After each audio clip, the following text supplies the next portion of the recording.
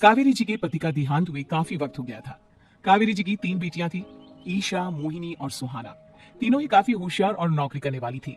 लेकिन उन तीनों से कावेरी जी इतना प्यार करती थी कि उनकी शादी की उम्र होने पर भी उन्हें पराये घर भेजने का उनका मन ही नहीं हुआ। अरे तुम तीनों मेरे कलेजे का टुकड़ा हो। जब भी तुम्हारी शादी के बारे में सोचती हो ना, बड़ा डर लगता है। सही कहती हो मम्मी, हम भी आपसे बहुत प्यार करते हैं। हाँ, मम्मी पापा के जाने के बाद आप बिल्कुल अकेली हो गई हैं। और मम्मी, अगर हम तीनों शादी करके चले गए तो आपका ख्याल कौन रखेगा? लेकिन अपनी खुशी की वजह से मैं तुम तीनों को बिना शादी के भी तो नहीं देख सकती ना बेटा। समाज के हिसाब से देखे तो यह भी गलत होगा, और मैं ऐसा कुछ नहीं चाहती। लेकिन तुम तीनों से दूर होने के बारे में सोचती हूँ तो अजीब सा लगता है। लेकिन मम्मी, हम आपको इस तरह अकेला छोड़कर नहीं जा सकते। एक काम करते हैं मम्मी, शादी के बाद ना आप मेरे साथ मेरे ससुराल में चलना और मेरे साथ ही रहना। अच्छा, और तेरी सास मुझे रहने देगी तेरे ससुराल में? अरे बेटा, वहां ऐसा नहीं होता। बेटी की माँ कभी अपनी बेटी के ससुराल जाकर नहीं रह सकती। एक काम करते हैं माँ, आप ईशा और सुहानी की शादी कर दीजिए और मैं हमेशा आपका बेटा बनकर आपके साथ ही रहूंगी। मुझे नहीं करनी शादी।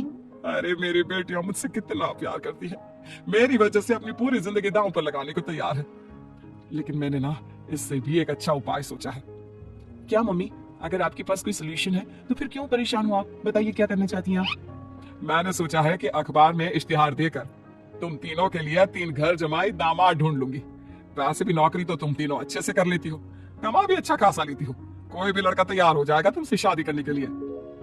अरे मम्मी, ये हुई ना बात। इससे हमें आपसे दूर भी नहीं जाना पड़ेगा और आपको अकेला भी नहीं रहना पड़ेगा। हाँ मम्मी, ये बहुत अच्छा तरीका है। मैं तो कहती हूँ आज ही अखबार में ऐड निकलवा देते हैं। बिल्कुल, आज ऑफिस जाते वक्त मैं ये काम कर दूंगी। और कुछ ही दिनों के बाद कावेरी जी को 3 घर जमाई दामाद विवेक, सुमित और अविनाश मिल जाते हैं और वो उन तीनों लड़कों से अपनी तीनों बेटियों की शादी करवा देती है। शादी के कुछ दिन के बाद अरे अब शादी हो गई, छुट्टियां खत्म, तुम तीनों जाकर नौकरी करो, कुछ काम करो। अरे मम्मी जी, कमाल करती हैं आप। अब घर जमाई इसलिए थोड़ी ना बनाए कि हम बाहर जाकर नौकरी करें। मम्मी जी, मेरा तो घर जमाई बनने का मकसद ही यही था कि कमाने वाली बीवी मिल जाए। बाहर जाकर काम करने से तो मेरा दिल घबराता है। घर का कोई काम है तो बता दीजिए मुझे। अगर ऐसी बात है तो शाम का खाना बनाओ। मेरी बेटियां नौकरी से थकी हारी आती है, अब नौकरी नहीं कर सकते तो कोई बात नहीं, घर का काम करो तुम लोग। मैं तो घर का काम करने में बहुत खुश हूँ। बस ये बाहर धूप में निकलना, रास्ते में जाना, नौकरी करना, ये सब मुझसे नहीं होता। बिल्कुल ठीक कह रहा है सुमित। अरे गर्मी में, बारिश में, सर्दी में घर से निकल कर जाना और उधर बॉस की चिक चिक सुनना, इससे बढ़िया तो ये है कि मैं घर में झाड़ू पोछा कर लूं। ठीक है, फिर तुम झाड़ू पोछा करना, अविनाश शाम का खाना बनाएगा और विवेक तुम सुबह का नाश्ता और खाना बनाओगे। मेरे तीनों दामाद घर संभालेंगे और बेटियां नौकरी करेंगी।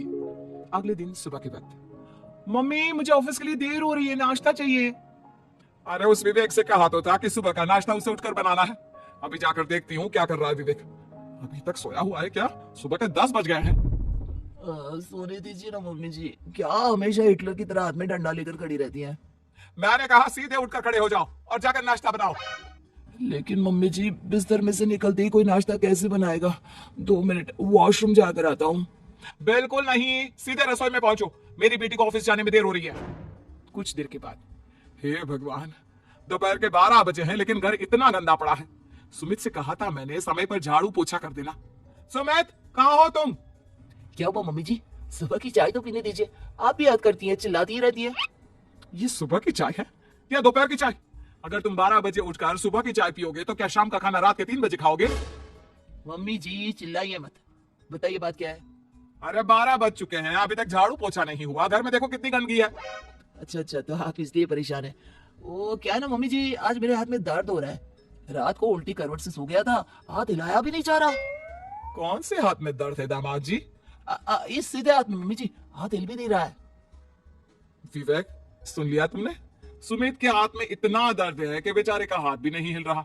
आज तो ये खाना भी नहीं खा पाएगा, तो एक जन का खाना कम ही बनाना। ठीक है मम्मी जी। अरे नहीं नहीं मम्मी जी, मेरे कहने का मतलब वो नहीं था। मेरा मतलब है खाना तो खाऊंगा ना। अरे लेकिन कैसे? हाथ तो हिल भी नहीं रहा है। अरे मम्मी जी, आपको ना किसी जेल में जेलर होना चाहिए था। बेकार में हमारी सास बनकर जिंदगी खराब कर रही है। अरे लगाता हूँ पोछा, एक बेचारा घर जमाई और कर भी क्या सकता है। शाम को जब ईशा, सुहाना और मोहिनी ऑफिस से लौट कर आती हैं, मम्मी शाम के खाने में क्या बना है? अब ये तो तेरे पति को ही मालूम होगा ना बेटा। उसने ही खाने की जिम्मेदारी ली थी। लगता है मम्मी आपने ये घर जमाए वाला तरीका अपनाकर मुसीबत मोल ले ली है। आपके तीनों घर जमाए कितने आलसी हैं। मेरे वाले को देखो, दोपहर के 12 बजे सुबह की चाय पीता है और काम क्या करना चाहता था, घर का झाड़ू पोछा। मम्मी बता रही थी कि आज उसने घर का झाड़ू पोछा शाम के 5 बजे किया था।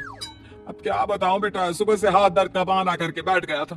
कहता है हाथ में बहुत दर्द हो रहा है, हिला भी नहीं जा रहा। सब बहाने मम्मी, ये तीनों घर जमाए मिलकर ना बस बैठकर खाना खाना चाहते हैं, काम धाम तो बिल्कुल नहीं करना चाहते। लेकिन ऐसे काम नहीं चलेगा ना, मुझे इन तीनों को सबक सिखाना ही पड़ेगा। अरे तो मम्मी आप हिटलर से कम है क्या? आपने जब हम तीनों को सबक सिखा सिखा कर इतना लायक बना दिया तो इन तीनों नालायक दामाद को भी आप कुछ न कुछ तो बना ही देगी। हाँ मम्मी, बस अपने अंदर के हिटलर को बाहर लाइए और अपनी तीनों दामादों को अच्छी तरह से सबक सिखाइए। रही बात आपकी बेटियों की, तो हम तीनों तो हमेशा से आपके साथ हैं। अरे लेकिन बेटा, इस काम के लिए तुम तीनों को मेहनत करनी पड़ेगी। कैसी मेहनत मम्मी? ऑफिस में तो वैसे ही बहुत मेहनत करते हैं हम तीनों। अरे प्रेग्नेंट हो जाओ, प्रेगनेंसी का बहाना बनाकर कह दो कि तुम तीनों ने नौकरी छोड़ दी है 2 साल के लिए, और जब घर में खाने के पैसे नहीं होंगे तो अपने आप काम पर जाएंगे ये तीनों। वाह मम्मी, क्या आइडिया दिया है। मैं तो कल ही जाकर कहने वाली हूँ कि मैं प्रेग्नेंट हो गई हूँ। फिर देखना कैसे मेरा पति अविनाश भाग भाग कर काम पर लग जाएगा। और फिर 2 दिन के बाद, सुमित मैं ना प्रेग्नेंट हूँ और इसलिए अगले 2 साल के लिए मैंने अपनी जॉब छोड़ने का फैसला ले लिया है।